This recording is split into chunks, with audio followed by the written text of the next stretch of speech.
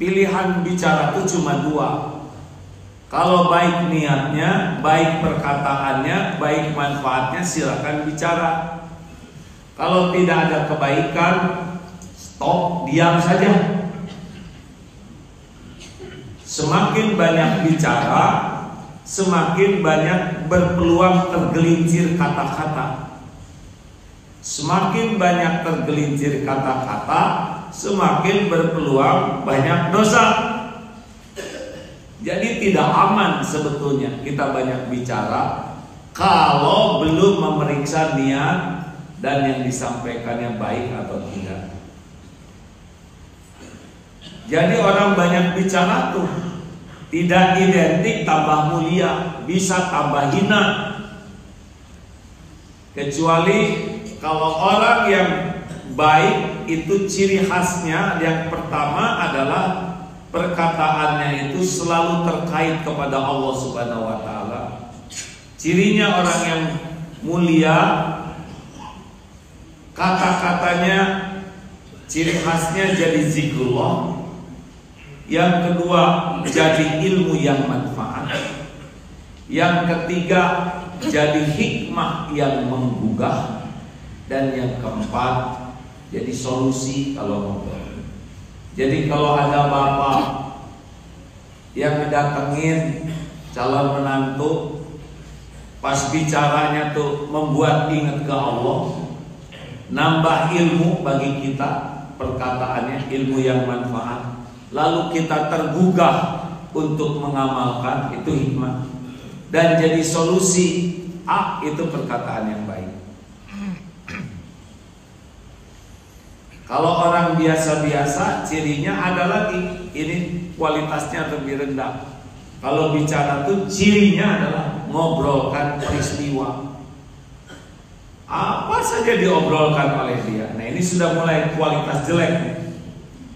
Lihat itu ngomongin, lihat mobil penyok ngomong, udara ngomong, semua dikomentari. Kelihat apa yang dia lihat, dia katakan, apa yang dia dengar, dia katakan. Ini sudah mulai dekat dengan kesia-siaan.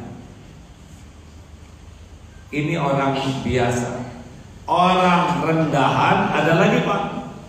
Walaupun pangkatnya tinggi, walaupun jabatannya tinggi, bisa jadi dia termasuk orang rendahan. Ada cirinya kalau bicara negatif.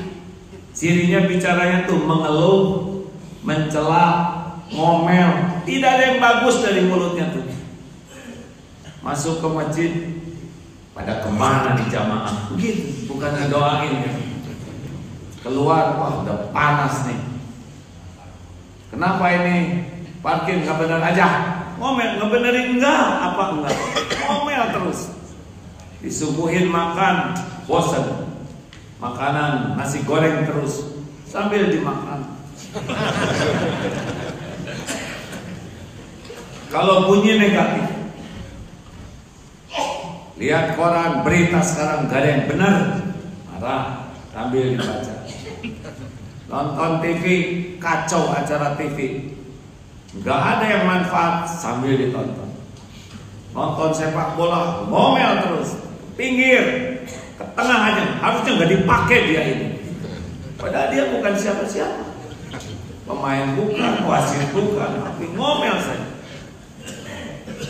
Lihat jalan, dulu jalan ini nggak kayak gini, sekarang macet, kacau ini, dan tidak merubah apapun omongannya itu, kecuali merubah wajahnya makin tidak bagus, makin tidak nyaman. Pernah dengar ada orang yang tidak jauh ngomel, mencela, menggerutu, mengeluh, itu aja, tidak jauh perkataannya tuh. Kalau ngomongin orang pasti cari yang jelek-jeleknya, kekurangannya. Oh bapak itu gimana? Dia sudah pensiun karena bisa diharapkan. Gitu. Tapi bapak itu suaranya enak ya, dari bacaannya juga belum tentu benar. Cari aja salah. Pokoknya dia tuh tidak pernah rela ada orang lain sukses. Pernah mendengar tidak orang yang perkataannya tidak jauh, mengeluh, mencela Rasulullah? Pernah dengar tidak? Pernah dengar tidak? Sering dengarnya Mas? Sering kan? Pasti sering. Karena suara sendiri. yang paling sering kita dengar selain suara sendiri, itu levelnya orang rendahan. Mau jabatannya tinggi, mau gelarnya rendahan. Karena memang begitu, orang rendahan tuh tidak bisa berkata baik, Pak. Ada lagi yang paling dangkal, utama, biasa, rendahan, dangkal. Kenapa jadi tegang begini ya? Takut yang dangkal ya.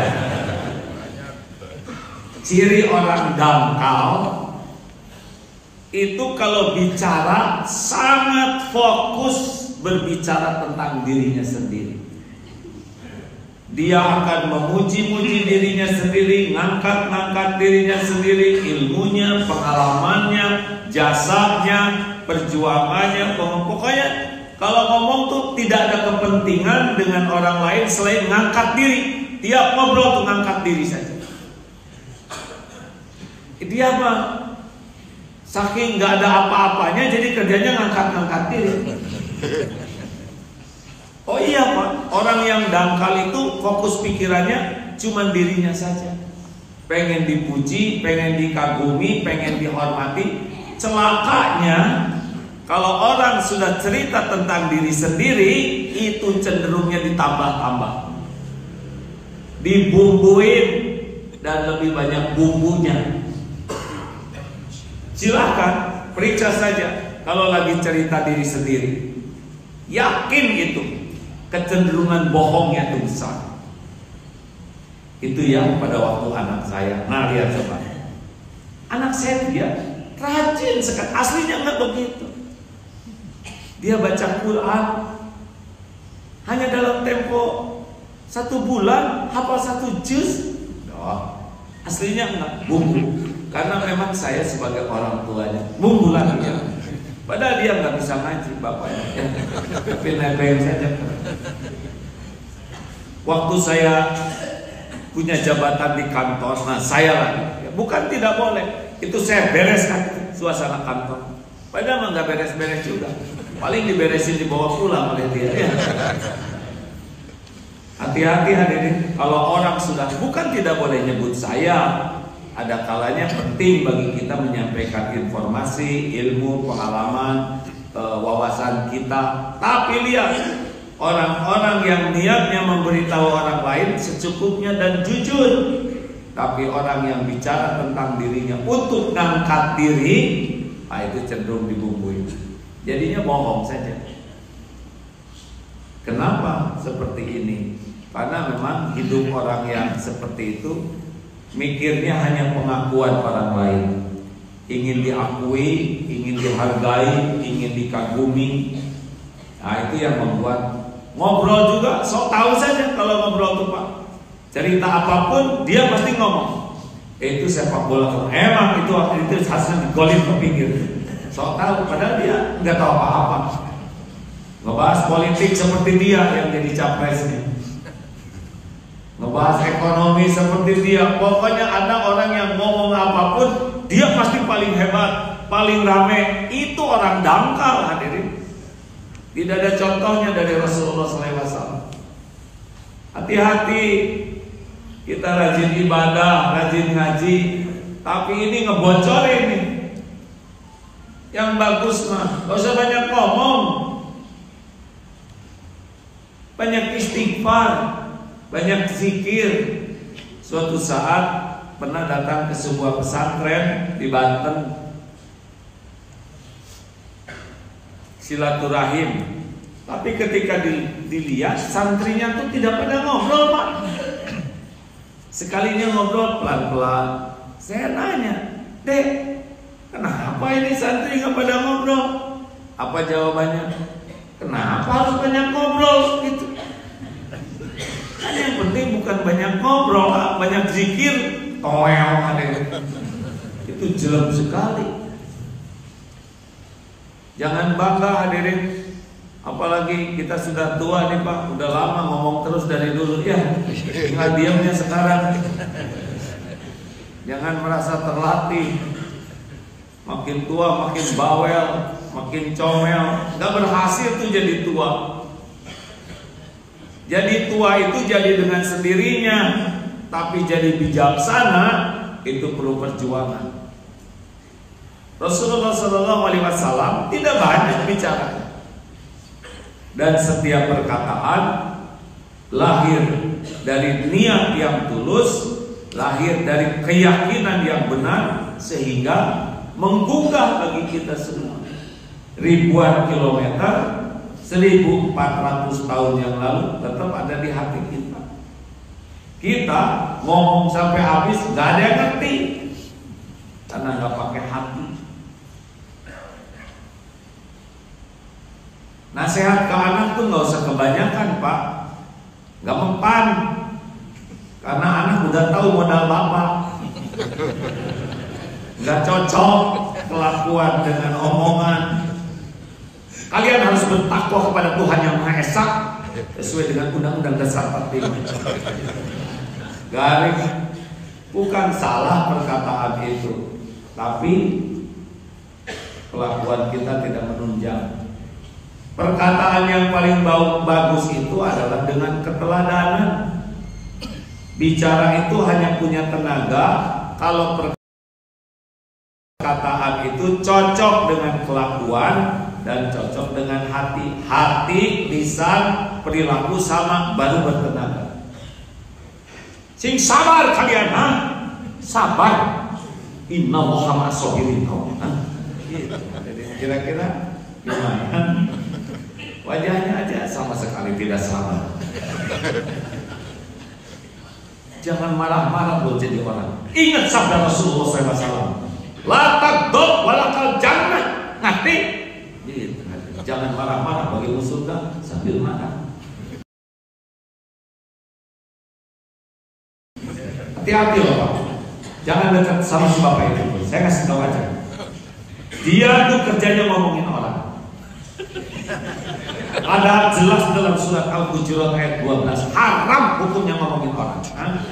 Awas, jangan sama dia ya. Dia ngomongin siapa? Gak ada wibawa, Pak. Dalam jangan banyak ngomong. Setuju? Setuju. Kenapa orang banyak ngomong? Karena jarang zikir. Rumusnya begini: barang siapa yang disibukkan oleh kebaikan, dia tidak akan sibuk dengan kesia-siaan, apalagi kemaksiatan. Tapi kalau orang tidak sibuk dengan kebaikan, udah langsung waktunya diisi oleh kesia-siaan atau kemaksiatan. Jadi kalau orang suka ngobrol ngalir ngidul, udah ciri khas tuh jarang zikir. Orang yang senang berzikir itu mau ngobrol tuh Pak mikir, tidak gampang.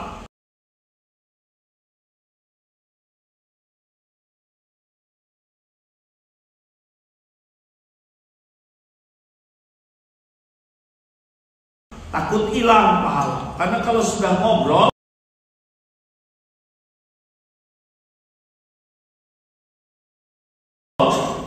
ada ria pamer, ada ujub merasa diri lebih, ada sombong meremehkan orang lain, ada bohong, ada gibah, ada fitnah. Banyak yang bisa terjadi sekali ngobrol 15 menit. Itu 15 menit itu berarti berapa halaman tuh baca Quran? Ya, 5 ya? Enggak, 4 lah, 4 halaman. Lalu udah 5 halaman benar. Hitung aja sendiri lah. Pikirannya itu Pak, 1 halaman 3 menit. Kalau ngobrolnya halaman hilang. Ibu dandan setengah jam, 10 halaman Bu. Nonton TV berapa halaman kan? Sepak bola tuh 2 juz itu Pak. Hadirin, mudah-mudahan pertemuan ini dengan izin Allah membuat kita lebih pelit bicara, kecuali yakin perkataan kita ini